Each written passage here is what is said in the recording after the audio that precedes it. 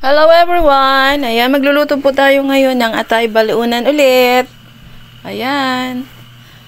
So, may kasama po itong baby patatas, baby potato. So, ayan, maggisa-gisa na po tayo ng bawang, sibuyas, at sili. Ayan, alam nyo na yung paggisa. So, madalian lang to guys kasi busy na po tayo. Ayan, nag-video lang po tayo ng slide. So, ayan, ginisa na po natin yung sili kasama ng bawang sibuyas para lumasa talaga ang anghang, para masarap may sipa ang ating ulam.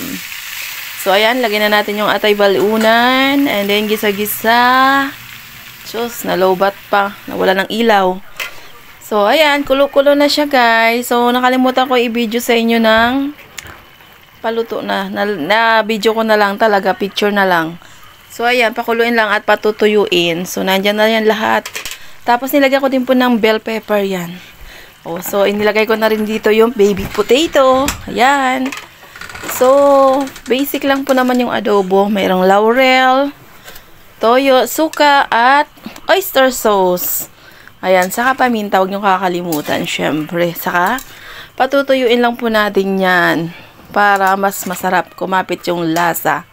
So, yung sabaw na yan, mawawala yan. And then, sa huli, makikita nyo na lang po yung kanyang litrato o picture ng luto na. So, ito na yan, guys.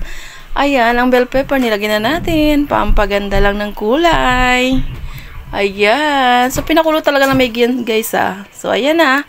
Luto na ang ating adobong atay balunan with patatas. Oh, ang sarap niyan, guys. Oh, tingnan nyo. Oh, ganda ng kulay. Bye. Thank you.